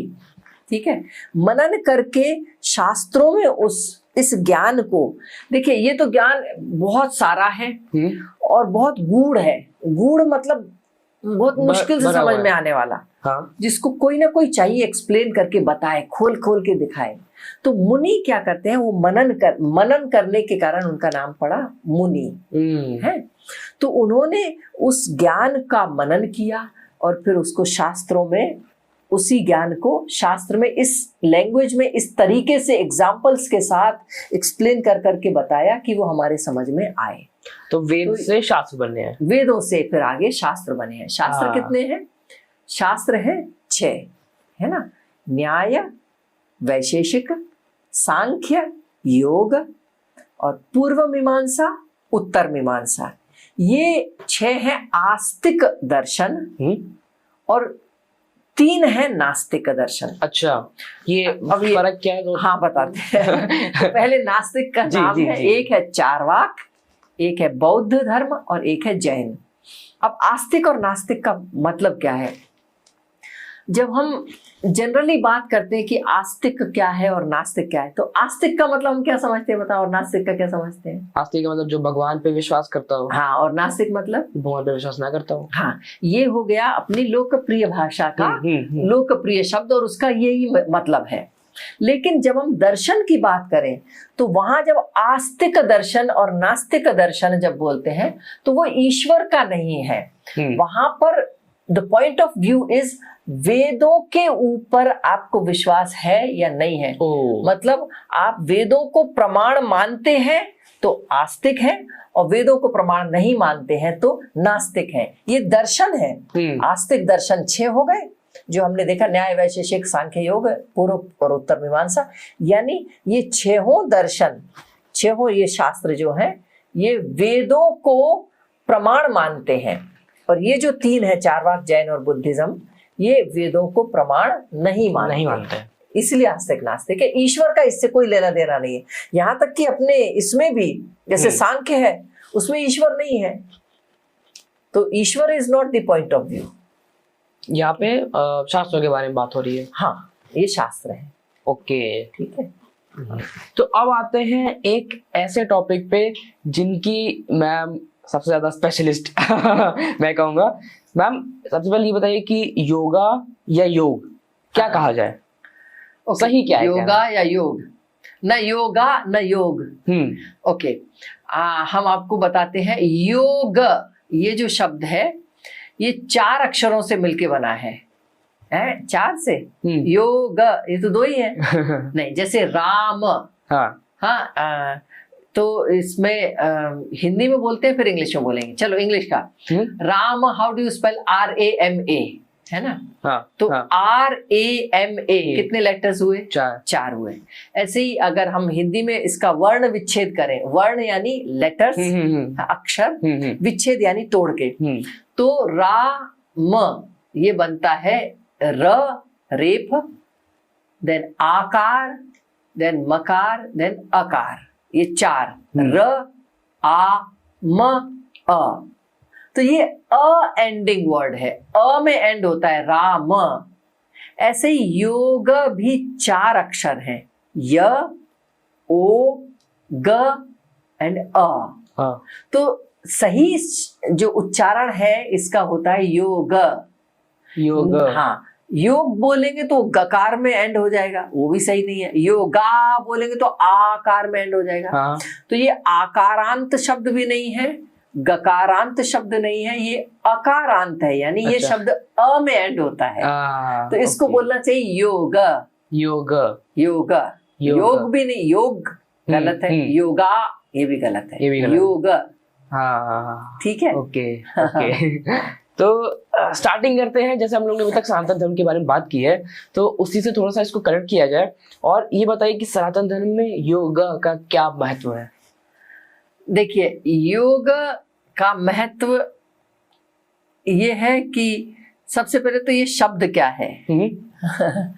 योग ये शब्द के बहुत सारे मीनिंग है, लेकिन योग शास्त्र में जो है वो अलग, उसका वो थोड़ा सा अलग मीनिंग है। योग शब्द का जो एक जनरल मीनिंग युज्यते, जोड़ने से संबंधित, जैसे या जोड़ना यानी किसको किससे जोड़ना, तो जनरली ये बोला जाता है आत्मा को परमात्मा से जोड़ना, या फिर जो इंडिविजुअल कॉन्शियसनेस को जो कॉस्मिक कॉन्शियसनेस है उससे जोड़ना, इस तरह से बोला जाता है, जो अपने आप में सही है। लेकिन योग शास्त्र में ये जो शब्द योग आता है वो जिस धातु युज से आता है उसका मतलब होता है युज समाधौ, in the sense of samadhi. समाधि के अर्थ में जो लिया जाता है वो शब्द है योग, उस युज धातु से बना है। हाँ, वैसे इसका जो दूसरा मीनिंग है जनरली जो लिया जाता है वो जोड़ने से संबंधित होता है, लेकिन ये योग शास्त्र में समाधि। तो ये है योग यानी। और व्यास भाष्य में जो भगवान पतंजलि के योग सूत्र के ऊपर जो भाष्य पहला है व्यास भाष्य, उसमें योग को कहा है योगः समाधि ही। योग समाधि ही योग है, समाधि ही योग है। हाँ। ओके, अच्छा शुरू करना चाहिए। अब हम ये भूल गए, आपने पूछा क्या था? हमने दिया। जी। क्या पूछा था आपने? फिर से पूछ लो। तो सवाल मेरा ये था कि योगा सनातन धर्म में क्या महत्व रखता है? तो ईश्वर प्राप्ति का साधन है योग। हाँ, चित्त शुद्धि का साधन है योग। जब चित्त शुद्धि होगी तब हमें ईश्वर की प्राप्ति होगी। तो योगश्चित्त वृत्ति निरोधः, योग की परिभाषा भगवान पतंजलि जी ने दी है। दूसरा सूत्र है योगश्चित्त वृत्ति निरोधः, चित्त की वृत्तियों को शांत करता है, यही है योग। और जब चित्त शुद्धि होती है तब हमें ईश्वर प्राप्ति होती है। क्यों? क्योंकि निर्मल मन जन सो मोहि पावा, मोहि कपट छल छिद्र न भावा। जब कोई भी मनुष्य निर्मल मन होता है तभी वो ईश्वर की प्राप्ति कर सकता है। मोहि कपट छल छिद्र न भावा। ईश्वर के दरबार में कपट छल का, झूठ फरेब का एक छिद्र, एक जरा सी भी जगह नहीं है। तो योग जो है वो चित्त शुद्धि का साधन है और चित्त शुद्धि के बाद ही ईश्वर की प्राप्ति होती है। अच्छा, योग में चाहे एक्सप्लेन कर रहा हूँ हमें कि इसका मतलब क्या होता है, हाँ, तो क्या बताएंगे आप? योग का मतलब क्या है? अच्छा, तो सबसे पहले हम आपको भगवान पतंजलि से मिलवाते हैं।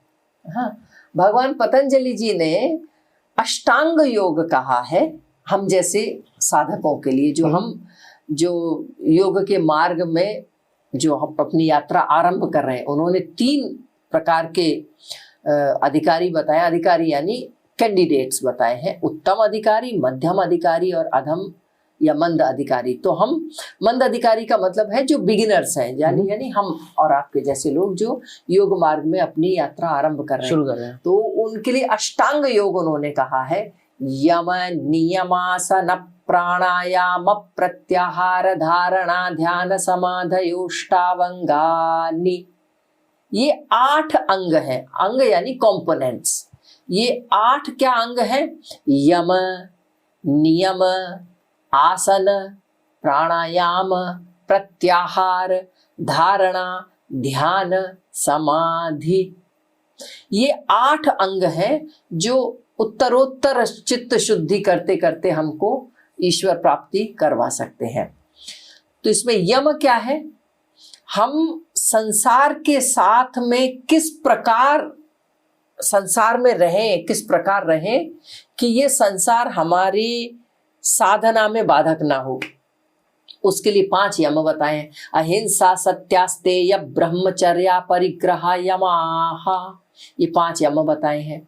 फिर मेरा अपने आप के साथ में कैसा व्यवहार हो, उसके लिए 5 नियम बताए हैं। ये 5 नियम है, शौच, संतोष, तपस्वाध्यायेश्वर, प्रणिधानानि नियमाः। ये 5 नियम है। फिर इसके बाद में आसन यानी हमारा शरीर कैसे स्वस्थ हो, हृष्ट पुष्ट हो।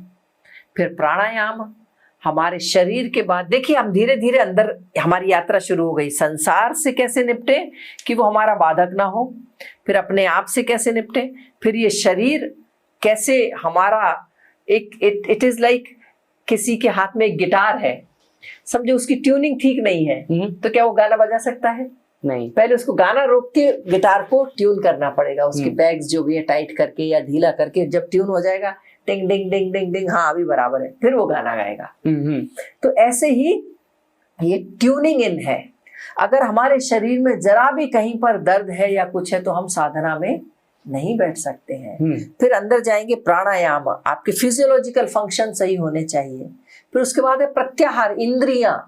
प्रत्याहार होता है इंद्रियों का।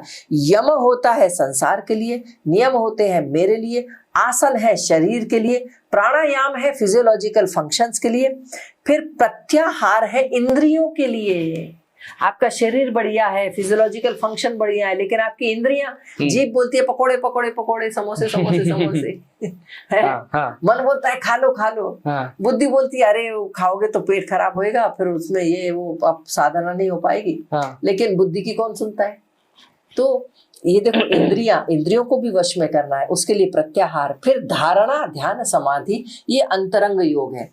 5 जो है वो बहिरंग योग है और 3 जो है वो अंतरंग योग है। फिर अंतरंग योग में प्रवेश करते हैं तो धारणा, ध्यान, समाधि, ये चित्त की क्रियाएं हैं अपने माइंड को फोकस करने के लिए। अच्छा, जो आप समाधि वर्ड का यूज कर रही हैं, उसका क्या मतलब है? समाधि का मतलब होता है एकाकार हो जाना। ओके, मतलब ये देह त्याग करने के, देह त्याग नहीं, देह नहीं होगा तो समाधि किसकी होगी भाई?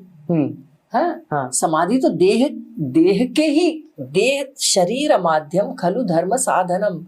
इस शरीर के माध्यम से ही तो हम समाधि को एक्सपीरियंस कर पाएंगे। शरीर ही नहीं होगा तो आप समाधि कैसे कर पाएंगे? समाधि तक कैसे पहुंचेंगे? ये है। ओके, जैसे आपने भी बहुत सारे संस्कृत में कुछ कुछ तो बोला है, तो उसको जैसे एक होता है ना कि आप ट्रांसलेशन से भी तो काम चला सकते हैं। हाँ। तो आप संस्कृत पे जोर क्यों दे रही हैं? अच्छा, देखो, काम तो हम खुद से भी चला सकते हैं, काम चलाना है जिनको तो वो काम चला लें, लेकिन जिनको उस टेक्स्ट की, उस ग्रंथ की, उस शास्त्र की आत्मा तक पहुंचना है, तो उसकी आत्मा तो जो ओरिजिनल टेक्स्ट है उसी को पढ़ने से समझ में आएगा ना। तो ये तो इस तरह से हुआ जैसे किसी की देह तो है पर उसमें आत्मा नहीं है, तो भाई देह तो है। तो इसी तरह से ट्रांसलेशन पढ़ना यानी बस बाहर बाहर से ऊपर ऊपर से समझना है। लेकिन अगर आप कहेंगे कि नहीं लेकिन हम तो भारतीय ही नहीं है, तो हमको तो संस्कृत नहीं आती है, तो थोड़ी थोड़ी संस्कृत सीखी जा सकती है।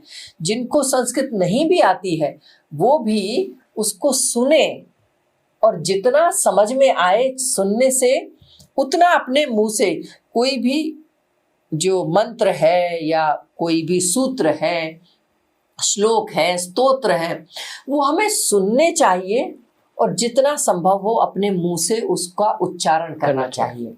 तभी इन दोनों चीजों के मिश्रण से ही हमें वो समझ में आता है। तो ओरिजिनल संस्कृत टेक्स्ट इसलिए आवश्यक है क्योंकि हमें उसके आत्मा तक पहुंचना है और वो ट्रांसलेशन से नहीं पहुंचा जा सकता है। दूसरी बात, जो भी कोई मंत्र है या सूत्र है मानो, तो हर एक अक्षर की अपनी एक फ्रीक्वेंसी होती है। और जब उस मंत्र को या उस श्लोक या सूत्र को बोला जाता है, समझिए ओम नमः शिवाय, ओम नमः शिवाय, या फिर ओम गं गणपतये नमः, ओम ह्रीं श्रीं गुरुभ्यो नमः, या जो भी मंत्र, समझो ओम ले लेते हैं सबसे सिंपल जानने के लिए। ओम ये एक मंत्र है। हर एक अक्षर की अपनी एक फ्रीक्वेंसी होती है। जब हम एक मंत्र का उच्चारण करते हैं तो मंत्र अपने रहस्य हमारे सामने खोलने लगता है, और जब हम बार बार उस मंत्र को बोलते हैं तो उसको बोलते हैं जप करना।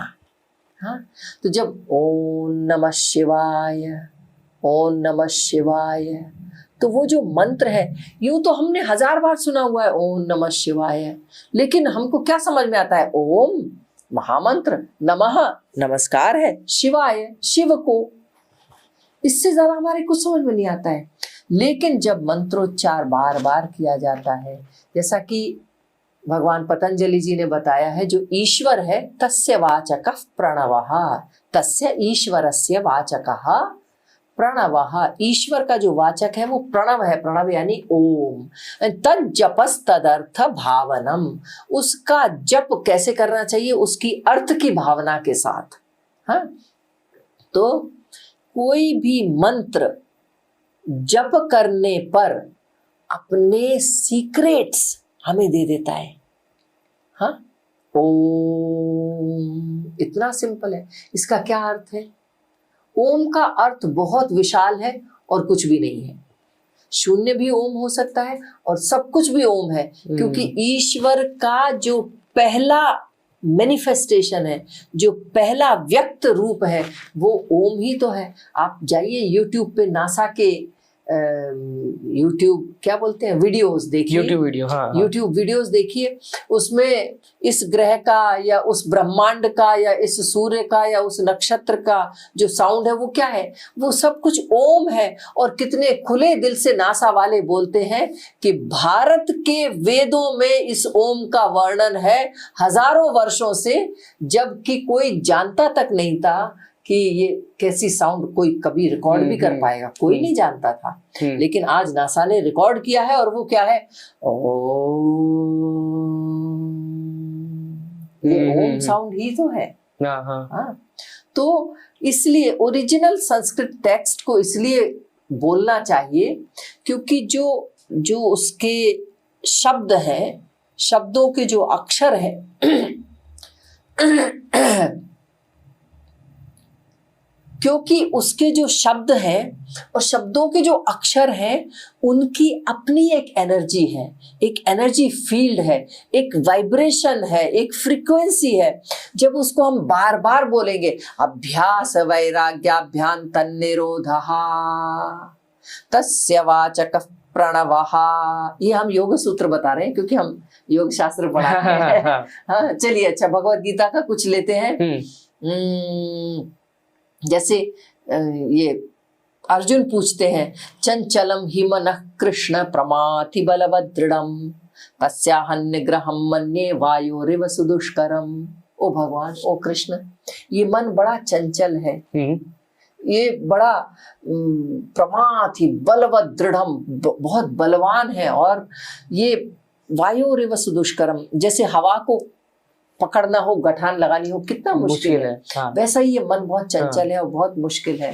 तो फिर भगवान कृष्ण भी उसको जवाब देते हैं, ओ महाबाहो, देखो सबसे पहले तो असंशयम महाबाहो, सबसे पहले तो हाँ भाई, नो डाउट, नो डाउट बोल रहे हो, सही बोल रहे हो। लेकिन बाद में क्या बोलते हैं, अभ्यासेन तु कौन्तेय वैराग्येण च गृह्यते, अभ्यास और वैराग्य से ओ कौन्तेय, वो कुंती पुत्र यानी मेरे बुआ के बेटे यानी मेरे भाई, ये सब संभव है। देखो कैसे उसको कितने प्यार से पहले तो एग्री किया, what you are saying is right, फिर बाद में उसका हल भी बताया। अब देखिए, यहाँ से भगवान पतंजलि ने उठाया अभ्यास और वैराग्य और सूत्र बनाया, अभ्यास वैराग्याभ्याम तन्निरोधः। तो योग सूत्र कैसे बने हैं, भगवान पतंजलि जी ने योग से रिलेटेड जो नॉलेज है उसको अलग अलग जगहों से, अलग अलग ग्रंथों से, वेदों से, शास्त्रों से, अलग अलग जगहों से इकट्ठा किया और फिर उनको सूत्र के रूप में छोटे छोटे सेंटेंसेस बनाए और उन छोटे छोटे सेंटेंसेस को 4 चैप्टर्स में डिवाइड कर दिया, 1 2 3 4 चैप्टर्स में। First chapter tells you what is yoga, पहले चैप्टर में बताया गया है कि योग क्या है। दूसरे चैप्टर में बताते हैं कि वो जो भी ये योग है उसको पाने के साधन क्या है। फिर चौथे चैप्टर में है उसका डेस्टिनेशन, कि ये जो योग है कहाँ तक पहुंचा देगा आपको, और वो क्या है, कैवल्य है। अब बीच में अपना क्या छूट गया, कौन सा चैप्टर छूट गया, तीसरे चैप्टर में ये जो योग है उस पे चलने के ये साधन है, अगर हम ये साधन करेंगे तो इस डेस्टिनेशन पे पहुंचेंगे। बीच में जो पड़ाव आएंगे वो है विभूतिपाद, तीसरा चैप्टर, और उसके चक्कर में नहीं पड़ना है, आगे बढ़ते जाना है। तो ये है योग शास्त्र। अब आप बार बार पूछते हैं कि ओरिजिनल टेक्स्ट ही क्यों पढ़ना, जब तक ओरिजिनल नहीं पढ़ेंगे तब तक उसकी आत्मा तक नहीं पहुंच पाएंगे। तो ऐसा कह सकते हैं कि जो भी इंटरप्रिटेशन की गई है ओरिजिनल टेक्स्ट की इंग्लिश में और अलग अलग लैंग्वेज में, उसको प्रॉपर नहीं किया गया है क्योंकि वो खुद नहीं वो लैंग्वेज को समझ पा रहे थे। ऐसा नहीं कि प्रॉपर नहीं किया गया है, लेकिन ऐसा है कि एक मनुष्य, एक ह्यूमन बीइंग की एक लिमिट होती है। मैं जब किसी चीज को ट्रांसलेट करूंगा तो मैं अपनी जो समझ है, मेरी जो एजुकेशन है, उस हिसाब से करूंगा। तुम जो करोगे तुम उस हिसाब से करोगे, तीसरा कोई करेगा वो उस हिसाब से करेगा। तो हर एक की अपनी अपनी एक लिमिटेशन है। तो जो भी इंटरप्रिटेशन होगा वो उस मनुष्य की, उसकी जो कंडीशनिंग है, वो जिस बैकग्राउंड से आया है, जिस संस्कृति से, जिस कल्चर से, जिस देश का है, वो अपने हिसाब से ट्रांसलेट करेगा। तो जब तक आप 10 ट्रांसलेशन नहीं पढ़ेंगे तब तक आपको ओरिजिनल समझ में नहीं आएगा, ओरिजिनल फिर भी समझ में नहीं आएगा क्योंकि दसों के अपने अपने तरीके होंगे उसका मीनिंग समझाने, और पहले तो समझने का अपना तरीका होगा फिर समझाने का होगा। तो इसलिए और जो ट्रांसलेशन पढ़ने में कोई बुराई नहीं है, क्योंकि ट्रांसलेशन के बिना हमको समझ में नहीं आएगा, इतनी संस्कृत तो हमें नहीं आती है। लेकिन साथ में अगर संस्कृत भी रखें, भले ही संस्कृत समझ, आप विश्वास नहीं करेंगे, जापान के, अमेरिका से, यूरोप से कितने सारे स्टूडेंट्स हैं जो योग दर्शन पढ़ते हैं, वो इतना बढ़िया योग सूत्र बोलते हैं कि आश्चर्य होगा, जो हम कोई भारतीय भी ना कर पाए।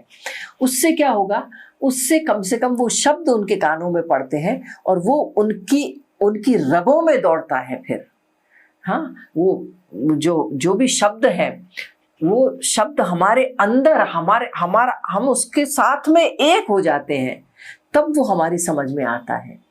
और इसको आप देखिए, जो भी कोई चैंटिंग करता है यानी पारायण करता है, चाहे वो भगवत गीता हो, चाहे वो श्रीमद् भागवतम महापुराण हो, या फिर श्रीमद् भगवत गीता हो, जिसका भी कोई पारायण करता है, पारायण करने से, पारायण यानी उसका पाठ करने से वो हमारा बन जाता है। हमें लगता है कि ये हम हैं और हम ही ये हैं, और इस तरह से वो हमारे अंदर फलता फूलता है। इसलिए ओरिजिनल संस्कृत टेक्स्ट का महत्व है। ओके, तो अच्छा पूछा जाए अगर आपसे कि योगा को हम लोग अपनी डेली लाइफ में इम्प्लीमेंट करना चाहें, हाँ, कैसे? कुछ जैसे होता है कि अभी की जो लाइफ शुरू हो गई है, हाँ, बहुत ज्यादा बिजी लाइफ हो चुकी है हाँ, सबकी, हाँ, उसमें हम लोग इसको कैसे इंटीग्रेट किया जाए और कैसे धीमे धीमे करके हाँ, स्पिरिचुअल अपनी जर्नी को शुरू कर सकते हैं। Very nice. अभी आप ये बताइए कि आप कितना टाइम दे सकते हैं योगा के लिए एक दिन में?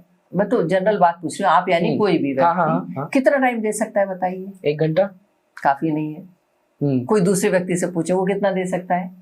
आप कितना दे सकते हैं? 2 घंटा, वो भी काफी नहीं है।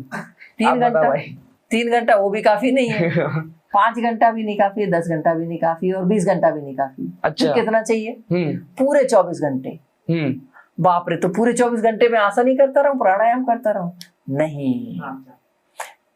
देखो क्या है, योगा का मतलब जो जनरली माना जाता है योग आसन, और कोई थोड़ा ज्यादा जानता है तो योग आसन के साथ साथ प्राणायाम।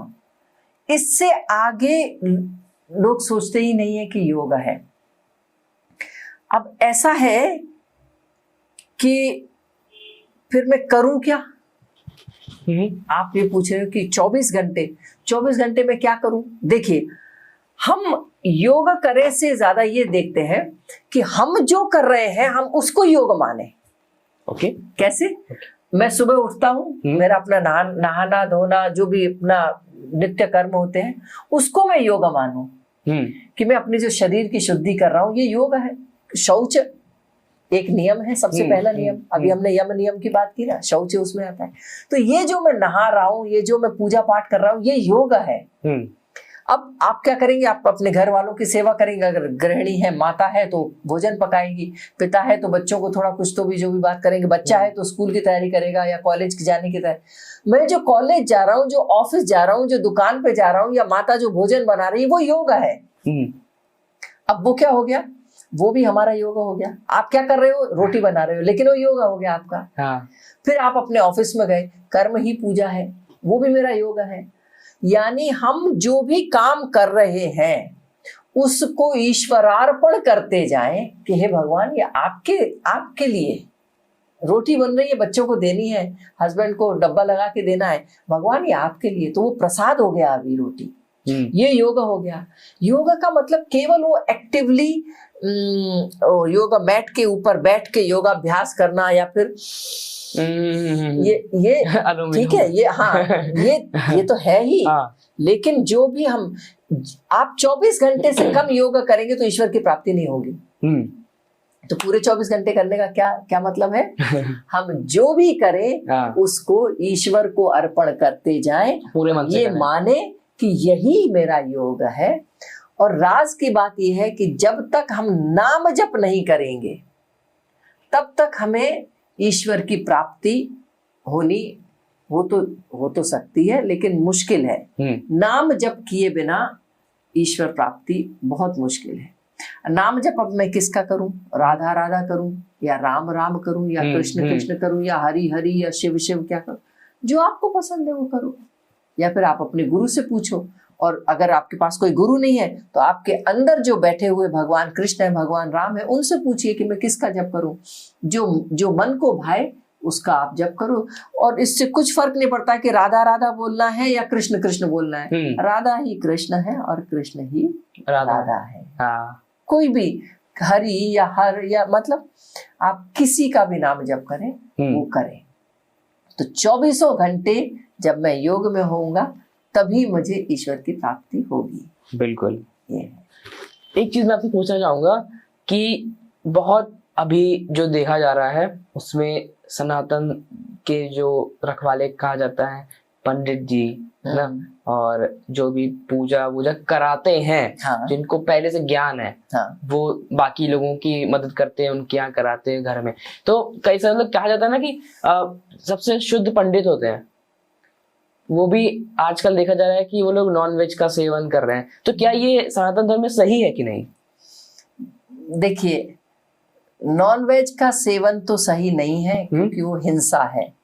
सबसे पहला यम बोलता है अहिंसा, और हम तो सबसे बड़ी बात यही बोलते हैं, अहिंसा परमो धर्मः। सबसे बड़ा धर्म क्या है? अहिंसा।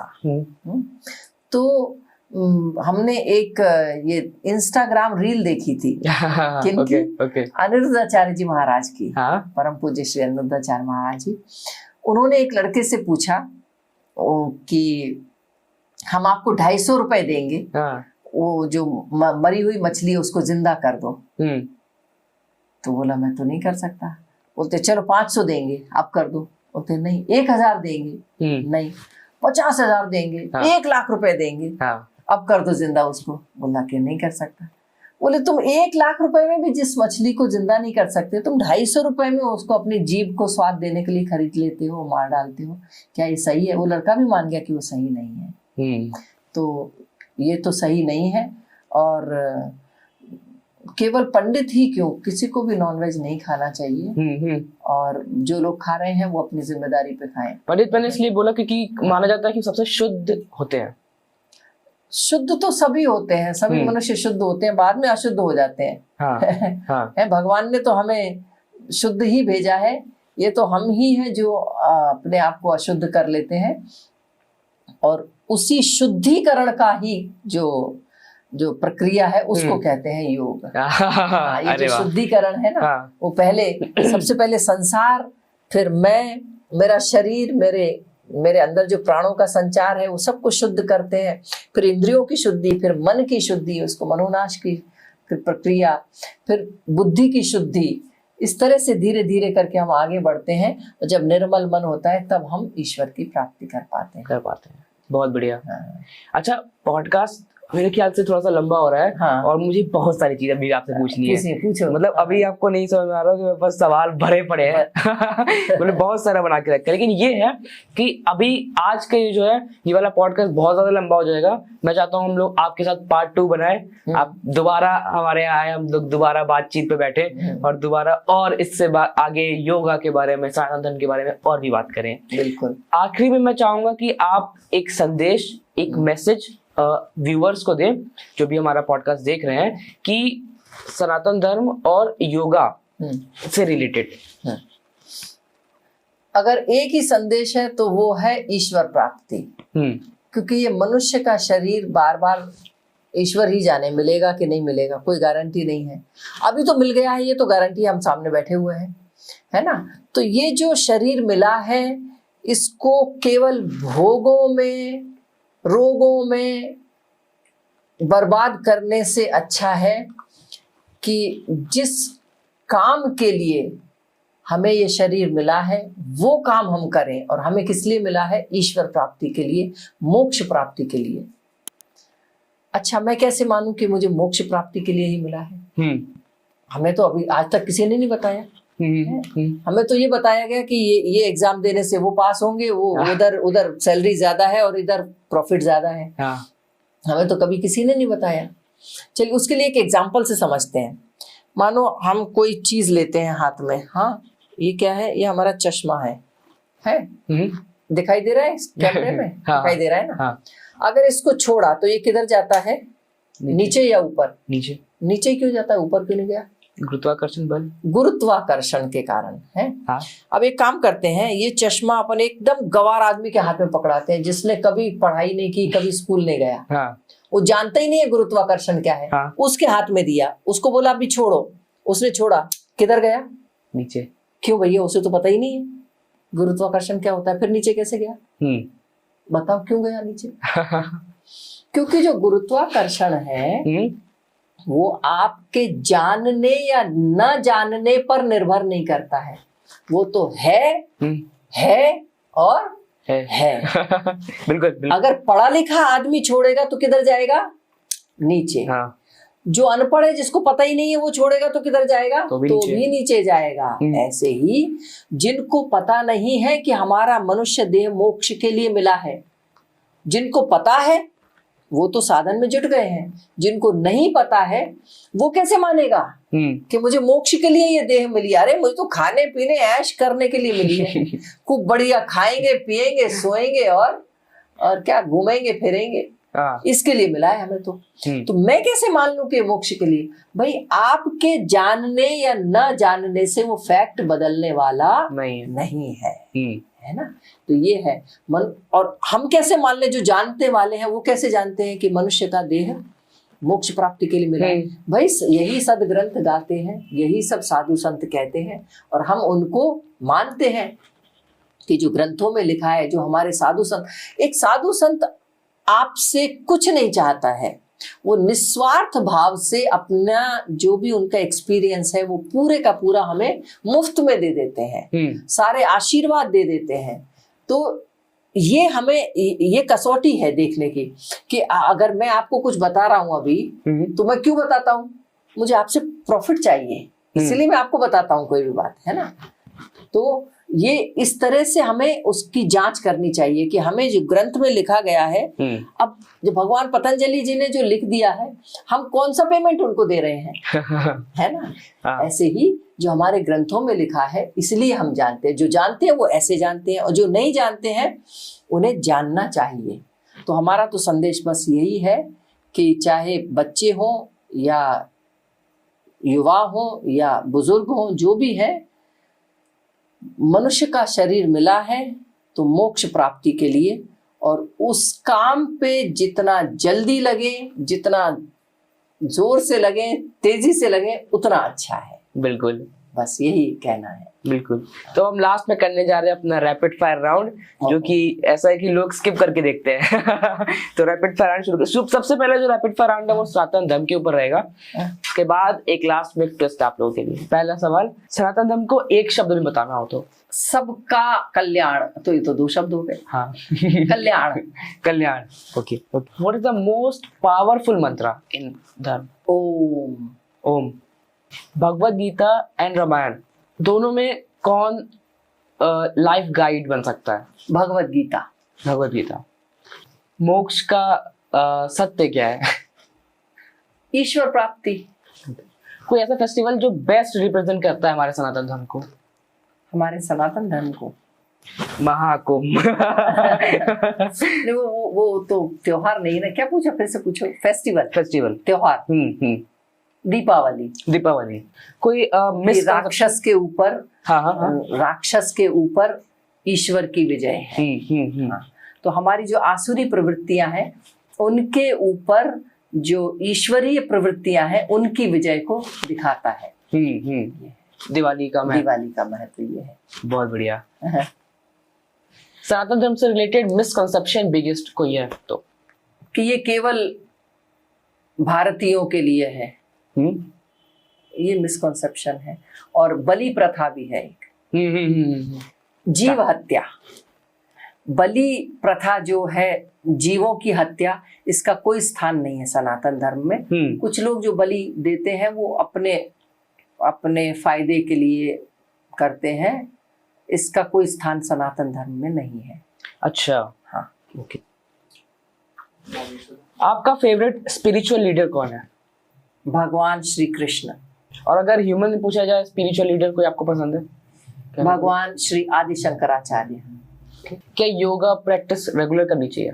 बिल्कुल, regular, everyday, all 24 hours of. Okay. सतु दीर्घ काल नैरंतर्य सत्कारा सेवितो दृढ़ भूमि ही। जो भी अभ्यास हम करते हैं वो दीर्घ काल तक, यानी लंबे समय तक, निरंतर और सत्कार के साथ में करना चाहिए। पूरे 24/7 365 एंड ए क्वार्टर। यानी हमारे जीवन का कोई भी पल ऐसा नहीं होना चाहिए कि जब हम योग में नहीं है। पूरा टाइम, हमारा पूरा जीवन योगमय ही होना चाहिए। ओके। सात्विक या तामसिक? सात्विक। फर्क क्या है दोनों में? 3 गुण होते हैं, सत्व, रजस और तमस। तमस हमको अधर्म की ओर ले जाता है और सत्व हमको धर्म की ओर ले जाता है। सत्व से ऊर्ध्वगमन होता है और तमस से अधोगमन होता है। ओके, एक बुक जो आप बेस्ट एक्सप्लेन करें सनातन धर्म को? श्रीमद् भगवद गीता। श्रीमद् भगवद गीता है सनातन धर्म को। Best place to visit and experience Sanatan Dharma? Bageshwar Dham. Okay, तो यहाँ होता है खत्म हमारा रैपिड फायर राउंड। और अब जो आप लोगों के लिए लास्ट में सरप्राइज था वो यहाँ पे रिवील करता हूँ मैं। एक स्पेशल रैपिड फायर राउंड में लेके आया हूँ, महाकुंभ स्पेशल। ओके, तो शुरू करते हैं। महाकुंभ नाम सुन के पहला चीज क्या आता है दिमाग में? साधु संत और बहुत पॉजिटिव एनर्जी। ओके, एक रीजन जो सबको आना चाहिए महाकुंभ में एक बार डुबकी लगाने? क्योंकि ये मौका बार बार नहीं मिलने वाला। हमारे जीवन में तो एक ही बार है, इसलिए। Most fascinating ritual of Mahakumbh? Fascinating ritual Ganga स्नान। गंगा स्नान, हाँ। संगम स्नान, गंगा स्नान। हाँ बिल्कुल। महाकुंभ में बिगेस्ट जो गैदरिंग होती है वो मतलब इससे बड़ी कोई गैदरिंग अभी तक पूरे वर्ल्ड में हुई है? हाँ, नहीं, कहीं नहीं। ये ऊपर स्पेस के जो नासा और ये लोग जो भी स्पेस से जब अर्थ की फोटोग्राफी करते हैं तो उसमें भी कुंभ स्पेस स्टेशन में, स्पेस स्टेशन उनमें भी दिखाई देता है। हाँ, वो पूरा ह्यूमन गैदरिंग दिखाई देता है। Okay. Best time to dip in Mahakumbh? शाही स्नान। हाँ, सारे लोग शाही स्नान के पीछे। ईश्वर की कृपा से हमको दोनों शाही स्नान हो गए। अरे वाह। अमावस्या का भी और बसंत पंचमी का भी, बहुत बढ़िया। कोई ऐसी चीज जो लोगों ने मिस की है महाकुंभ में? लोगों का तो नहीं पता। हमने जो मिस किया है वो ये कि फ्रीली बहुत घूम फिर नहीं पाए, क्योंकि रेस्ट्रिक्शंस बहुत थे, यहाँ नहीं जाना वहाँ नहीं जाना, फ्रीली घूम नहीं पाए। और बहुत से साधु संतों के दर्शन तो हुए, लेकिन अभी भी ऐसा लगता है कि कुछ और सुनने को मिल जाता, कुछ और बातचीत करने को, उनके साथ में बैठने को और मिल जाता, कुछ और लोगों से मिल सकते थे। ओके। साधु संत जो महाकुंभ में आते हैं उनका आशीर्वाद लेना तो बहुत अच्छा, लेकिन लोग काफी परेशान करते हैं उनको आजकल, जैसे आप अभी रील्स का जमाना है, तो उस पर कुछ कहना चाहेंगे? देखिए, युवाओं से तो यही कहेंगे कि आप रील के चक्कर में अपने मन को उनसे नहीं जोड़ पाते हैं। तो रील के नहीं, रियल के पीछे भागे। और ठीक है, रील से आपको कुछ व्यूज मिल जाएंगे, लेकिन आपके जीवन में उससे क्या परिवर्तन आएगा? तो if you want a transformation for yourself, for your life, तो उनसे सीखें और उसको आत्मसात करें और अपने जीवन में उतारें। बिल्कुल। तो ठीक है, रील बनाना जो भी है, लेकिन जीवन में उतारना आवश्यक है। डिस्टर्ब टाइप का कर देते हैं साधु संतों को। परेशानी तो होती है क्योंकि उन्हें इससे कुछ लेना देना नहीं है। रील बने, आप बना रहे हो रील तो, लेकिन साधु संतों को इससे कोई लेना देना नहीं है। वो तो चाहते हैं कि उनसे कोई बात भी ना करे, उन्हें कोई डिस्टर्ब ना करे। लेकिन जो सच्चा साधक है उसको वो आशीर्वाद देना चाहते हैं, उसके साथ बात करना चाहते हैं, उसके साथ मिलना चाहते हैं। तो वो पहचान ही नहीं पाते कौन रील वाला है और कौन रियल वाला है। बिल्कुल। महाकुंभ को अगर एक शब्द में डिस्क्राइब करना हो? आस्था। हाँ, बहुत बढ़िया। कोई मैसेज जो फर्स्ट टाइम महाकुंभ में आ रहा हो उसके लिए कोई मैसेज? जो फर्स्ट टाइम आ रहे हैं, आप उनको कब नहीं पता कि महाकुंभ क्या होता है, पहले भी के भी जो कुंभ होते थे अर्ध कुंभ, उसमें कभी नहीं आए, पहली बार इस महाकुंभ में आ रहे हैं। बस यही है कि आप अपने मन को ही यहाँ पर अर्पण करने के लिए आए। और ये भी कि आप जो ऐसा लगता है कि मेरे अंदर ये कमी है, मेरे अंदर ये दोष है, मेरे अंदर ये बुराई है, मैं इससे निजात नहीं पा रहा हूँ, मतलब I am not able to get rid of it है, मैं इससे, मेरी ये लत नहीं छूट पा रही है। तो जो कुछ भी अपने पास इस तरह की चीजें, आप आइए, गंगा मैया से प्रार्थना करें और उसमें डुबकी लगाएं और बाहर निकल के बोले वो निकल गया। और सचमुच निकल जाएगा। अगर हमारे मन में आस्था है तो गंगा मैया हमारे सारे पाप धो डालेंगी। कोई भी ऐसा दोष है या कोई भी ऐसी बात है जो मैं नहीं कर पा रहा हूँ, हाँ, और वो मुझे परेशान करती है कि मैं क्यों नहीं कर पा रहा हूँ, वो गंगा मैया हमको देंगी। इस बात में कोई दो राय नहीं है। तो आप आइए, अपने सारे दुर्गुण, अपने दोष, अपनी बुराइयों को छोड़ के बहुत अच्छे अच्छे गुण और ईश्वर की कृपा लेके घर जाए और सबको भी बांटे। बिल्कुल। तो इसी के साथ खत्म होता है अपना महाकुंभ स्पेशल ये वाला पॉडकास्ट, साथ में ये वाला जो सेगमेंट था। बाकी पॉडकास्ट कैसा लगा वो आप लोग कमेंट में जरूर बताइएगा। और हम लोग को बहुत अच्छा लगा मैम आपसे बात करके। आज बहुत सारी चीजें जानने को मिली, इतनी सारी चीजें तो मुझे खुद पता नहीं थी, जबकि मैं सनातन धर्म, साइंस, बिजनेस, 3-4 टॉपिक है मेरे जिनके बारे में दिन भर रिसर्च करता हूँ, मतलब दिन भर इन सब चीजों के बारे में खोजता हूँ, लेकिन कई सारी चीजें मुझे नहीं पता थी इसके बारे में। थैंक यू सो मच और सारी चीज बताने के लिए। और अभी भी मेरे दिमाग में बहुत सारे सवाल रखे हुए हैं, सात्विक तामसिक वाले और सिद्धियों वाले, है ना, मंत्र यंत्र तंत्र ये वाले बहुत सारे मेरे पास सवाल है। लेकिन मैं चाहता हूँ उसको पार्ट 2 में रखा जाए और आराम से और अच्छे से उसको दोबारा हम लोग करेंगे। बहुत मजा आएगा उसमें भी, और आज भी बहुत मेरे को मजा आया। तो thank you so much ma'am हमारे शो पे आने के लिए। और अब मैं देने जा रहा हूँ आपको एक ऐसा गिफ्ट, एक ऐसा ऑनर जो हम लोग सारे गेस्ट को देते हैं। तो मैं I also want to thank you very much for inviting me. मुझे बहुत अच्छा लगा आपसे बात करके, बहुत अच्छा लगा। Thank you very much. Thank you ma'am. जय श्री सीताराम। जय श्री सीताराम।